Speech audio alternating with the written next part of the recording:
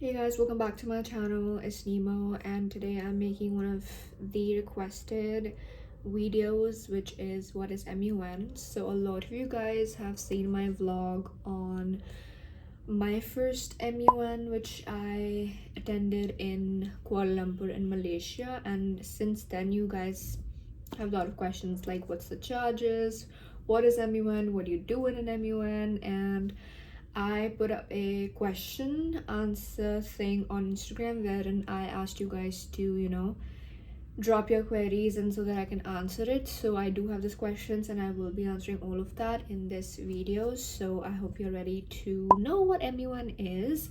And before we begin, I just want to let you guys know that this video can be a bit long and you'll be hearing me talk,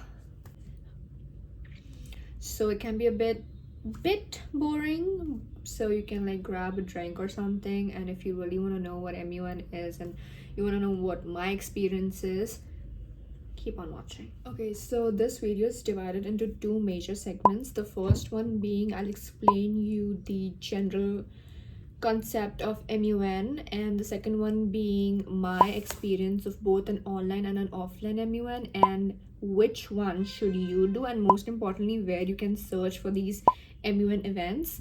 And I made an entire script, but I don't know, I lost it.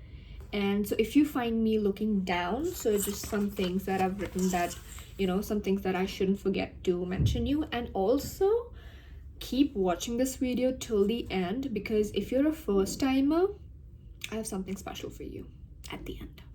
So keep on watching, and let's start with the first segment, which is what is MUN. Okay, so I have this PPT that I made on MUN because I used this PPT for my college, wherein I gave an orientation to some students about what MUN is. So I will be referring to this. So the first and the obvious, which is what is MUN. So as the name suggests, MUN, which stands for Model United Nations. So if you don't know what United Nations is, it's basically an international organization that was founded in 1945 after World War II, with its primary goal to promote peace, security, and cooperation among nations. It has 6 main organs and various agencies. Now, if you want to know about UN in detail, there is this video that I've put the link of in the description, so you can check that out, right? So that is United Nations. Now, model, what does the term model means? Now, model means to do role play, basically, in simple language. So how the UN functions, we as participants role play the function, the procedure of a UN. Now I have this very good example. So we all must have heard about this game Ghar Ghar, or like when we were kids. So we used to play this game wherein there's a father, there's a mother, there's a daughter, son, grandpa, grandma, or whatever, and then the children, they role play those characters. So what's the role of a father? The father goes to an office and he works, and the mother's at home and she's cooking, she's taking care of everyone. And then the children are basically playing or doing something. So those are the characters, those are the responsibilities, the duties, and the functions of those characters in the family, and those kids are portraying that, right? So we as participants in this event in an MUN, we role play the characters of the UN. Now, the characters in a UN are basically the member states or the member nations. So there are about 193 or 194 states or nations that are with the UN officially. So those nations are the characters, the roles that we as participants enact. So now, going deeper into this concept, the UN has 6 organs and various agencies, and all of these organs and these agencies have a specific set of roles and responsibilities that they need to follow. And at the same time, each nation has their own sets of rules and regulations that they follow, right? Now, I will be giving you an example of how these organs or these agencies function, right? So let's take an example. Let's take the agency UN Women and let's take the country Somalia. And what these agencies do is that they find a theme which is, at the moment is at its peak, or maybe they just find a theme that has to be shedded more light upon, right? So the current topic that we will be taking is female genital mutilation, FGM, right? So the council is UN Women, we have our theme FGM, and the country is Somalia. So what happens basically is that all the member nations, they come together in this council, and they've already done their research about this FGM concept of how high it is in their country, right? So FGM is a practice that is followed in mostly in African countries, and then in Middle Eastern countries, and then also in some Asian countries. So what they do is that they keep a conference, and then these nations, they come and discuss about what FGM is, what are its effects, where it is highly practiced, why it is practiced, and usually they try to find out solutions about how they can prevent it, right? So they do this through discussions and debates, right? And then they formulate something, and then there's a system of doing these things. They prepare a draft resolution, and then that resolution gets passed on to, and then when that resolution, which is basically a set of rules and regulations for all the nations to follow, so then that set of rules and regulations is signed off, and then all the nations have to follow that. That's basically what happens. So this was just a very, very general overview of how the agency functions. Let's start with the ROP, which is rule of procedure for an MUN, and you will understand what I'm saying much more effective. So now, before coming to the conference or before the actual event, there's this thing that each delegate or each participant has to do. Now, what is a delegate? A delegate is basically a representative of a nation. Now, basically, the role of a delegate is to represent the country that has been allotted to them. So if I am a delegate and I've been allotted the country Somalia, so I have to do my research on Somalia, and I have to know almost everything about Somalia, at least the basic things that I need to know about the country. So I will be called as the delegate of Somalia. So in MUN conferences, we do not take the name of the participant. If my name is Nivedita, so the other delegate will not call me, hey Nivedita, this and that. No. So there's a procedure. So if I am going to represent Somalia, the other delegate has to call me with the name Delegate of Somalia or Somalia, right? And in the same way, if there's a delegate who is representing India, and if I want to have a conversation with India, so I will be like, hey, Delegate of India, I want to share this and this. So that's what a delegate is. Now, the most important thing that a delegate has to do before attending the event is to prepare, and the major part of preparing is research. Now, the delegate has to keep a few things in mind, that you have to research, but research about what? Research about the background of your country, the history of your country, and most importantly, the topic that has been given to you.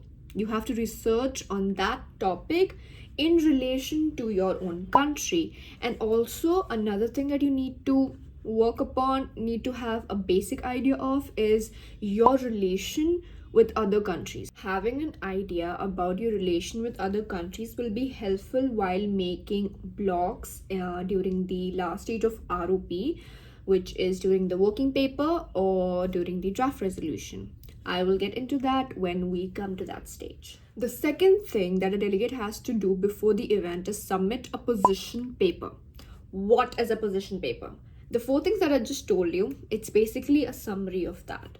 So a position paper basically tells the organization, tells the council as in the agency or the organ that has been assigned to you. You submit that paper stating who you are, right?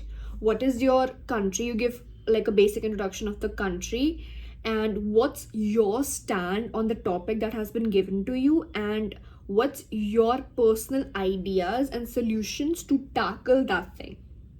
That's it. That's basically a position paper. So here is an example of a position paper that I wrote in one of my MUNs, and the format that I follow is that basically in the first para I give an introduction of my country, and then in the second para, which I make a bit short, just an overview of the theme that has been allotted to me, and then in the third para I give my stand on that topic. Basically I write the data related to that theme and my country, and then lastly I give the solutions that could be opted by that council and that could be helpful to prevent that cause.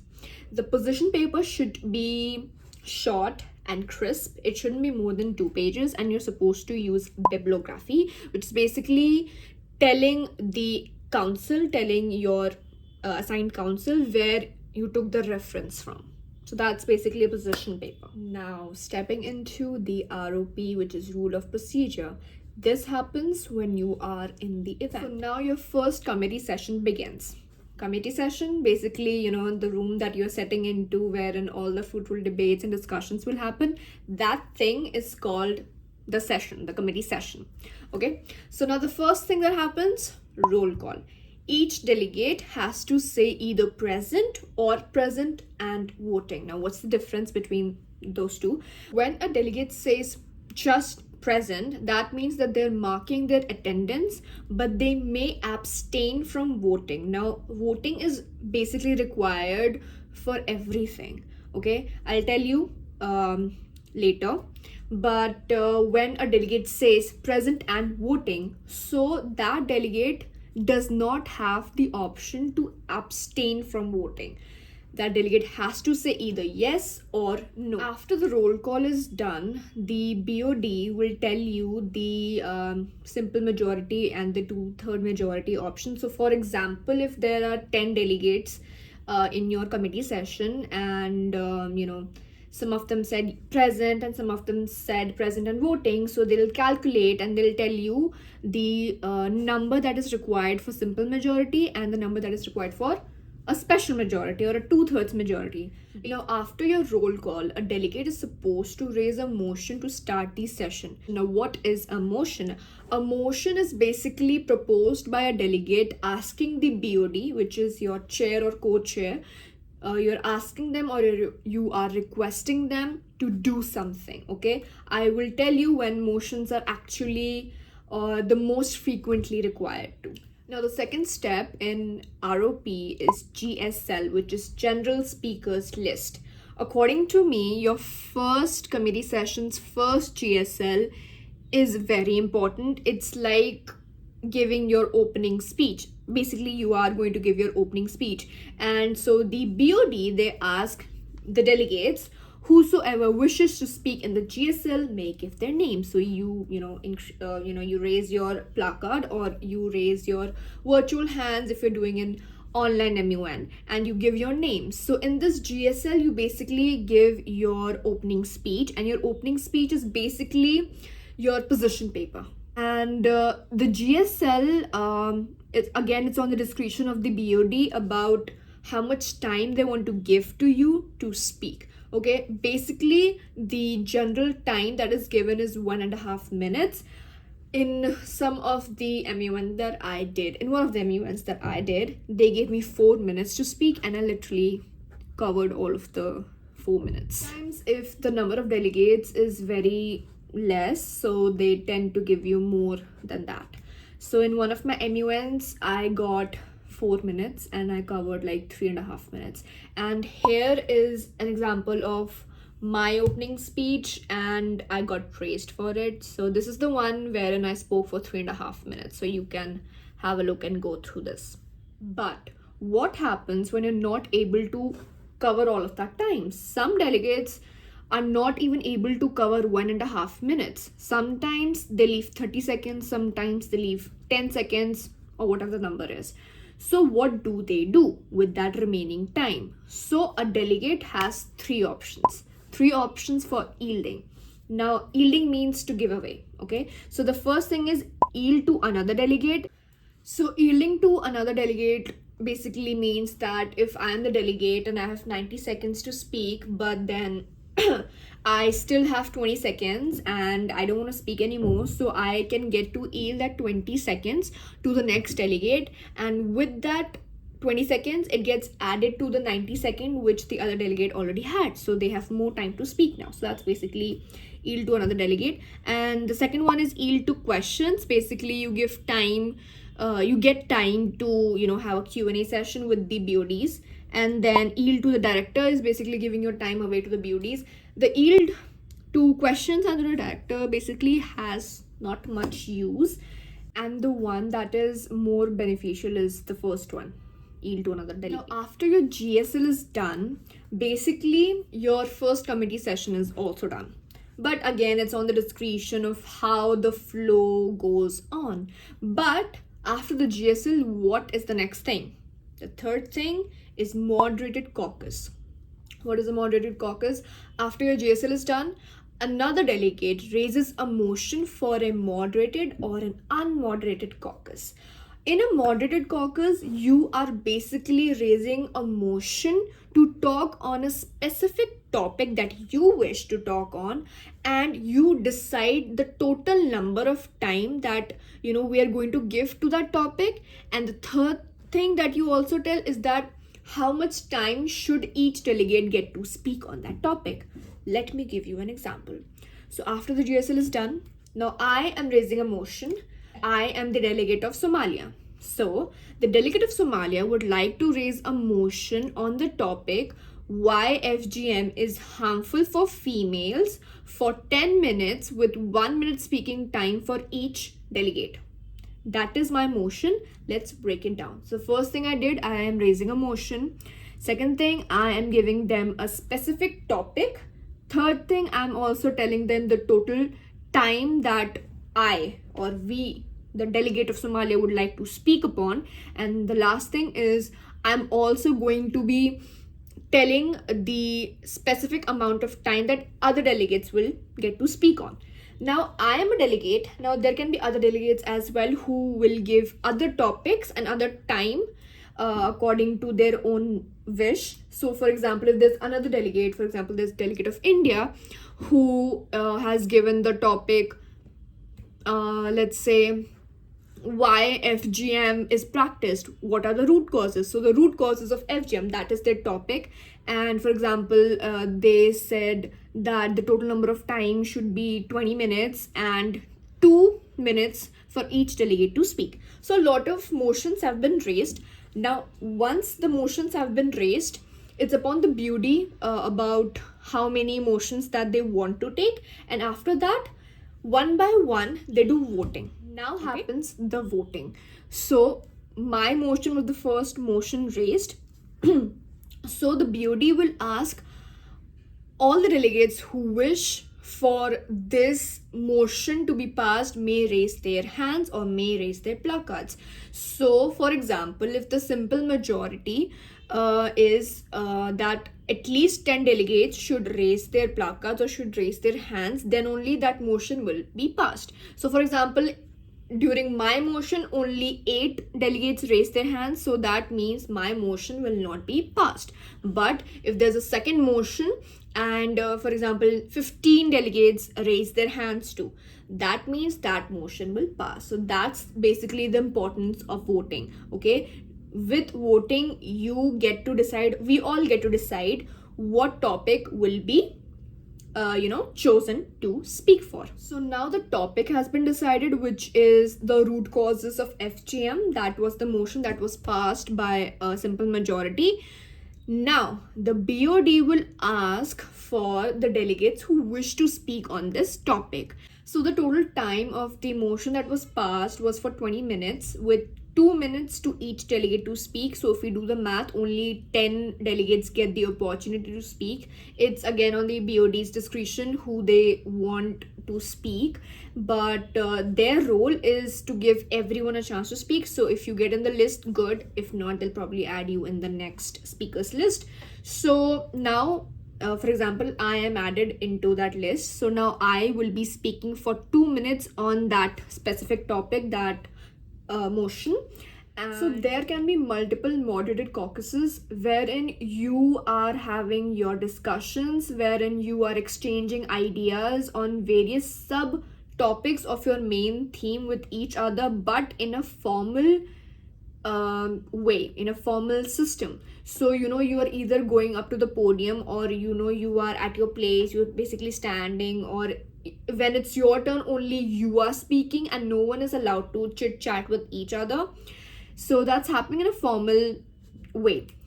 Coming on to the unmoderated caucus, it's basically the opposite of a moderated caucus. So for example, the delegate of Somalia would like to raise a motion for an unmoderated caucus for 20 minutes on the topic this. Okay, so now what did I miss in this? I left out the total number of time that I wish the other delegates to speak upon. It is because during an unmod, every delegate has the privilege to speak for whatever time they wish to. It's basically having an open debate. So you are basically having discussions with each other, and if you are in a offline MUN, you get up from your seats and you get to talk to each other. The primary motive of an unmod is to create blocks, is to create allies. You go to those delegates who you think has the same kind of mindset like you think that if I make blocks with this delegate, with this nation, then it'll be more helpful to us. So you do that, you have open discussions, and during that time you start to make blocks, you start to divide in groups.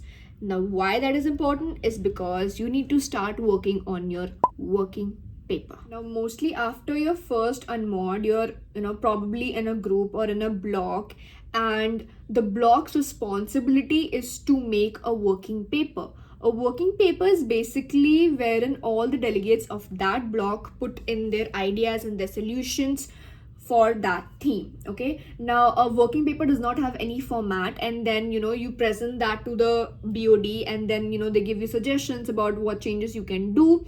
But there's a catch. Working paper, whatever you write, whatever the solutions, whatever the things you have already discussed, which you have only discussed during the mods and the GSL, only those things can be put into your working paper and nothing beyond that. So for example, there are 2 blocks and 2 working papers. You get to submit that to your BOD, and the BOD probably sends you their email ID, and then you get to submit it within that time limit that they give you. And basically after that you get to discuss on your working paper through mods. Okay, basically your BODs explain how you're supposed to do that, so that's on them.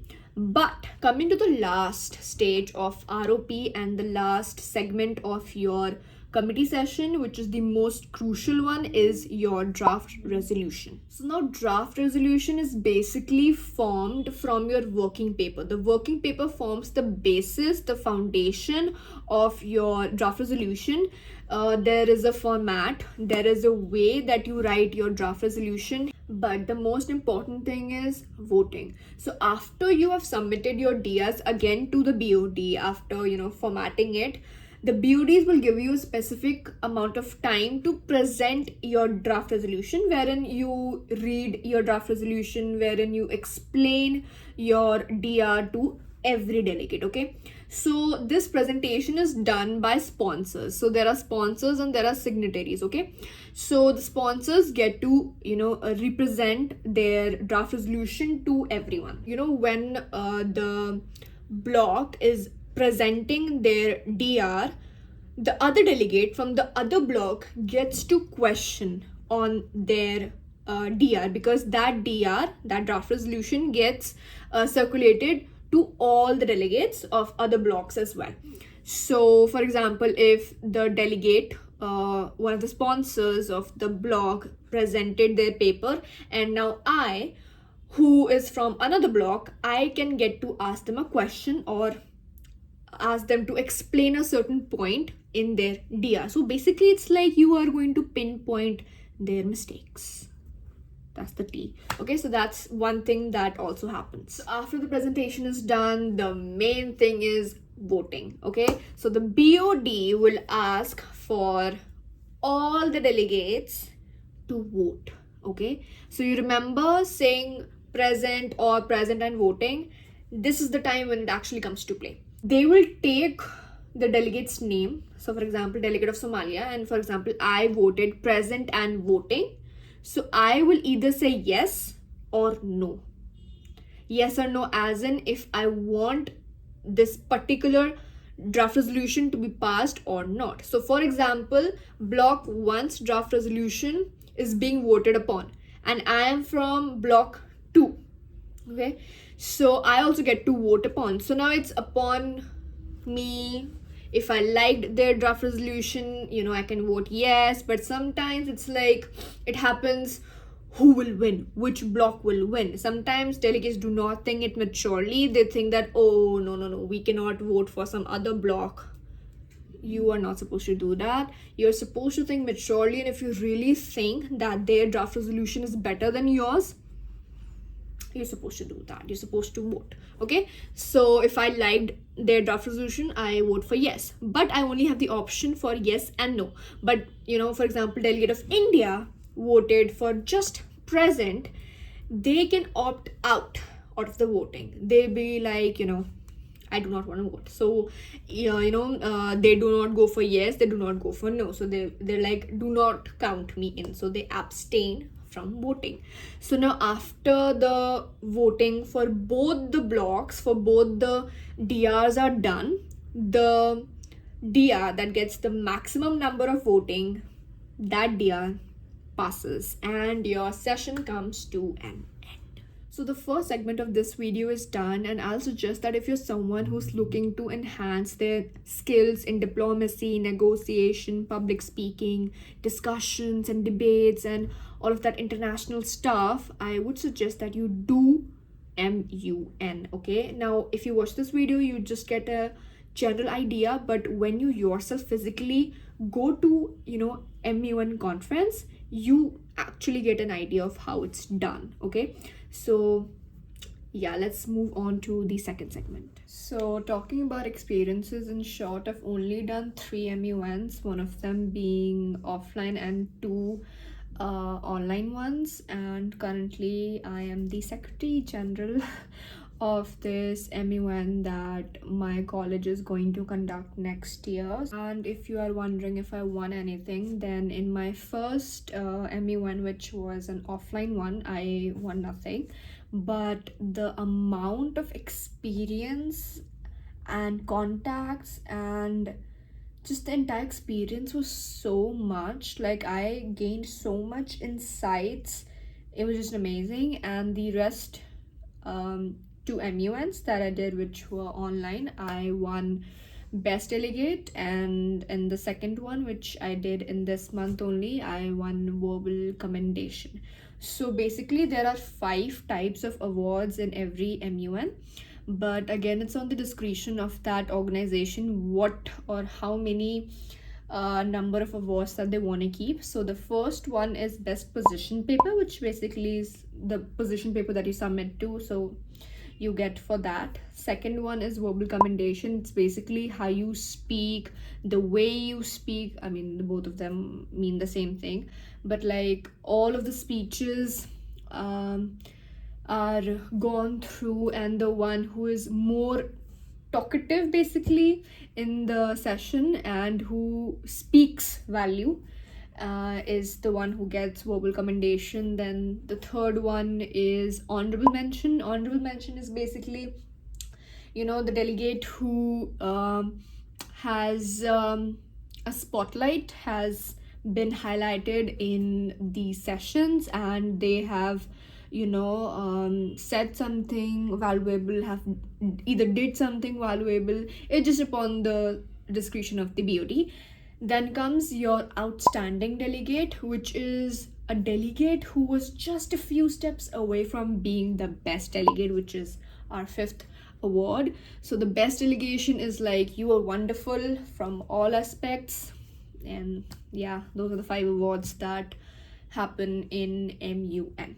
So, speaking from my personal experience, if you are a beginner, if you have never done an MUN before but you want to, so which one should you opt for, an online one or an offline MUN? I would suggest that you go for a online MUN. First reason being is that you will get an idea about how everything, happens, because when it was my first MUN, it was an offline one, and I was not a lot, but I was confused in a lot of areas because I didn't know stuff. So that first offline MUN helped me to understand everything better. So why not do it in an online one? It will save you cost. The second reason is that offline MUNs are much more costlier than your online ones. So it will save you that money, it will save you that time and energy as well. So when you opt for an online one, you get to understand how everything happens. And then after attending that event, if you still think that you are interested in doing this again, you can then, if you want to enhance that thing, you can definitely go for an offline one, and you can then invest more, and then obviously you will get a whimp of how everything is done, and then yeah, you can then go for an offline one. So basically you do an online one first and then you go for an offline one. But you know what, if you are a college student, I think and I hope that your college informs you about a lot of competitions that happens in other colleges. And then if you find any college that is organizing MUN, so you can go for that, and it's actually pretty cheap. Till date I haven't found any MUN that is taking more than 3,000 per delegate, right? So 3,000 is actually a good amount. It's kind of cheap for a MUN conference. But just in case if your college does not provide you that kind of information, or if you're not a college student, you're a school student, or you're just anybody, by the way, there's a age limit. It depends upon the organization to organization, but what I think is that the age limit is still 25 to 27. Okay, it depends upon the discretion of the organization, but that's what I know.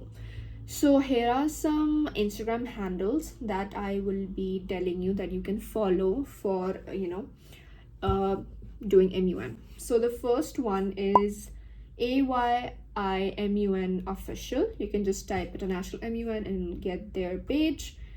Then is MUN, then you just type international MUN and you get another page. So these two are big organizations for MUN. They conduct online and offline MUNs, and the 3 MUNs that I have done is under these 2 MUNs. Okay, and they do offline MUNs in Asian countries, and it's actually an experience that is very amazing. Okay, then you basically just go at the search bar of your Instagram account and just type MUN, and you find a lot of accounts. So go through all those accounts and see if they're conducting any MUNs in the upcoming months. And if you are living in Maharashtra, or if you are living in India and you want to participate in an MUN, you can check out our page as well, because we will be conducting an MUN in March 2025. So if you want, you can always come. And the brochure is yet to be released. It's releasing. The registration will start from December 2024. So maybe you can register at our IMUN as well, which is being organized by Dr. D.Y. Patil Law College, Pimpri, Pune. So talking about India, there are a lot of MUNs that happen, in different states of the country. So you know what? It's actually a good opportunity that you get to visit another state and you do the conference, and then you also get the opportunity to explore that state and the places nearby. So if you come to Pune to attend the MUN that my college is organizing, you get to explore Pune and the places nearby. And by the way, we are going to provide accommodation. There are a lot of MUNs that do not provide you accommodation. You have to find your own accommodation, so that you have to check. Make sure you go through all the details of any MUN or any event that you want to participate. So let me tell you about 2 MUN websites which you can check for upcoming MUNs. So the first one being WU. So if you want to know about the upcoming MUNs only in India, you can check out this website. The second one is My MUN. So My MUN has the list of all the MUNs that is going to happen around the world. So basically international MUNs. And the link for these 2 websites are given in the description box. So I hope that will be very helpful, and you should go through these websites and check which one would be easier for you to go. Now, finally coming to the surprise, I have this referral link and this referral code that you can use to get a discount on the MUN hosted by a global international network. And I have put the link and the code in the description box, and it's also visible on the screen, I hope.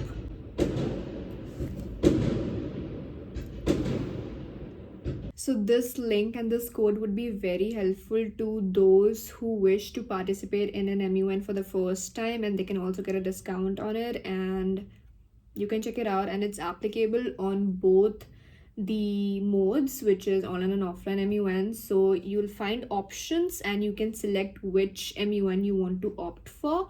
And do let me know if you use the link and the code, and I hope that would be helpful. I almost forgot to do the question answer series, so let's just hop into that. So the first question or the first comment is from my vlog, which is, please make a detailed video on MUN and how much it costed you, and when do they provide you the topic for you to prepare on. I wanted to attend MUN last year but thought it was only for those in college, but as I saw in the website, I am eligible for it, so soon make a detailed video on it.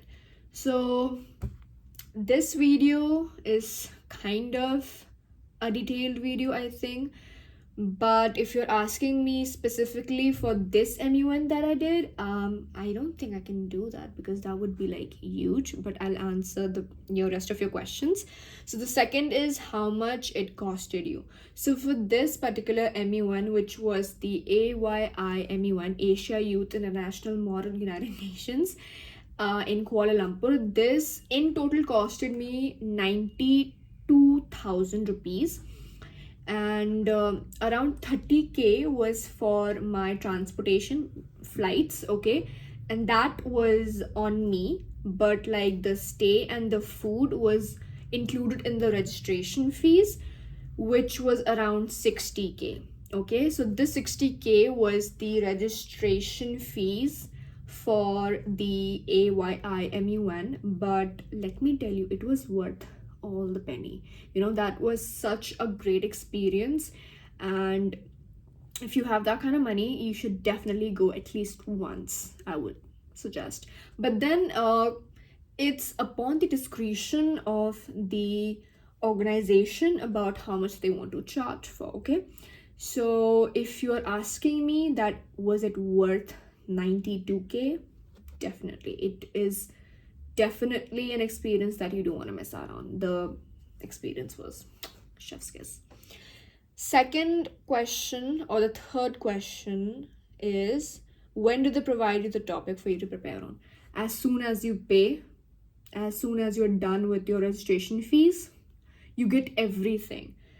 Every material that would be required for a delegate, you get that. They literally conduct sessions especially for beginners, so A to Z you get to know everything. Okay, I was dumb and I did not really put much attention to it. Okay, but if you are going there for the first time, so do put major focus on the materials that they provide you literally A to Z everything. They provide you digital books, they provide you CDs, they provide you long videos about how the session is to be conducted and everything, and you can keep that for your future MUNs.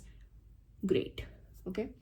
Hi, I've passed the selection of 16th AYIMUN. I'm still considering whether I need to pay this $599 for an experience. Honestly speaking, I'm very interested, but before making payment, I need to know why and what makes it worth $500. What I learn, are they really worth $500? What did I comment?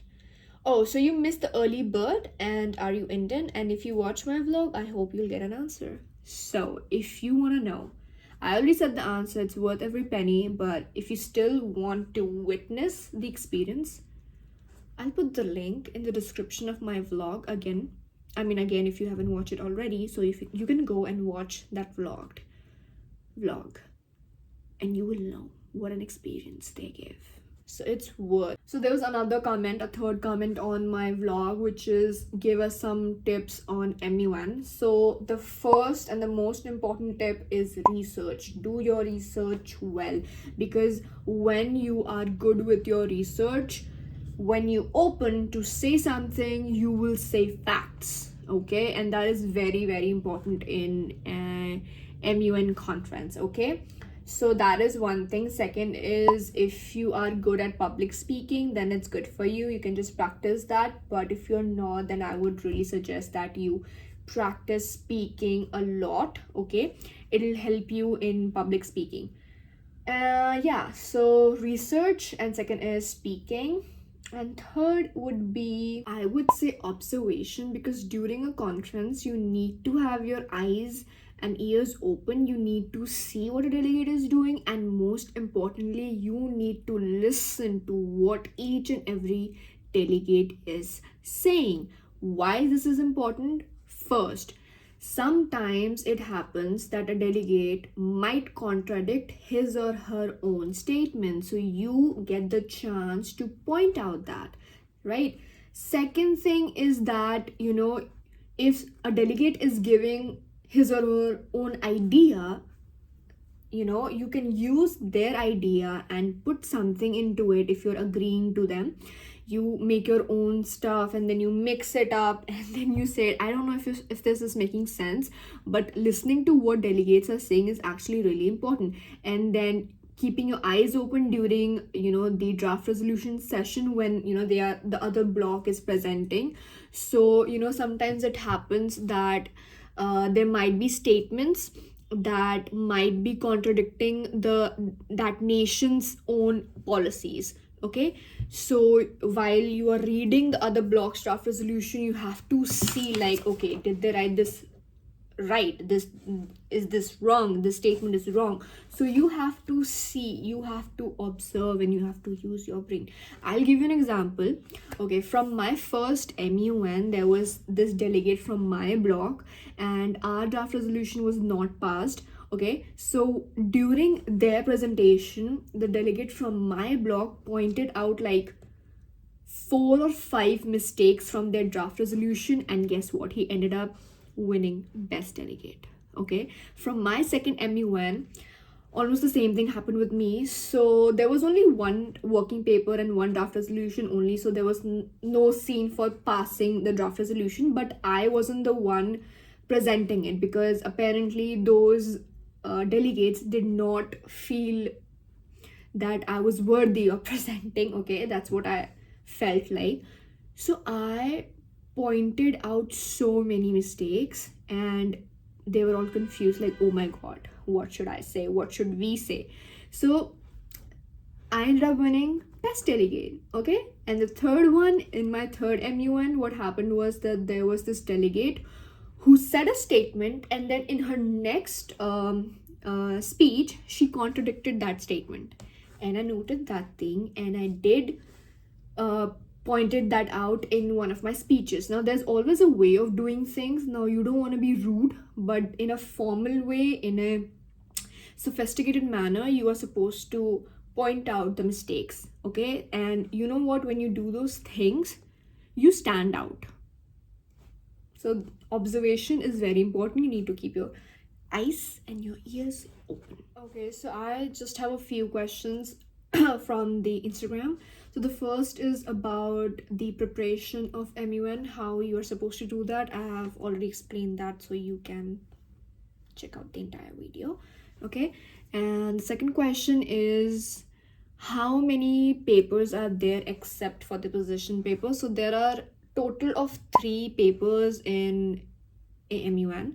First one is position paper, which I already explained. The second is the working paper, and your third is the draft resolution, which I have already explained in the video. The third question is how many words are supposed to be in a position paper. The position paper is not supposed to be more than 2 pages. Okay, so 1 page and second page. Okay, so there's no word limit and there's no page limit as well, but it is suggested that you keep your position paper short and crisp, 2 pages, no more than that. And the last question is, okay, so whether online and offline conferences are same. No, it's not. Obviously, it's not the same. And yeah, I already explained that as well. So in an offline one, you get the opportunity to physically be there and physically meet the people and get out of your comfort zone, and you speak in front of so many people. So the offline has its own benefits, the online has its own benefits. Online, you're in your comfort zone and you are speaking into a computer. That is also sometimes very hard for some people. So if that's sounding like you, then you have to work on your online MUNs first, and then when you feel confident enough, then you go for the offline ones. So that's it for all the question answers. There were other questions as well, but most of them are like basically the same. What is MUN, this and that. I've already answered that, and we have already checked out. Okay, so I've already answered your question, so I'm not going to say that again. But if you still have any doubt, you can always comment on this video and I will reply to all your queries. And you can also follow me on Instagram. You can also follow my MUN that we are going to host in March. So I hope you guys, I was about to say I hope you guys enjoyed, but yeah, I think you did, didn't you? Okay, so that was it for the MUN video. I hope that I was able to give you a general idea about what a MUN is and how it's conducted. Okay, and I hope I made it easier for you to now be able to attend MUNs. Okay, so do share your experience with me, okay, and do let me know if this video was helpful for you. Thank you, bye bye, good night. Yeah, it's night here, so yeah, good night, see you next time.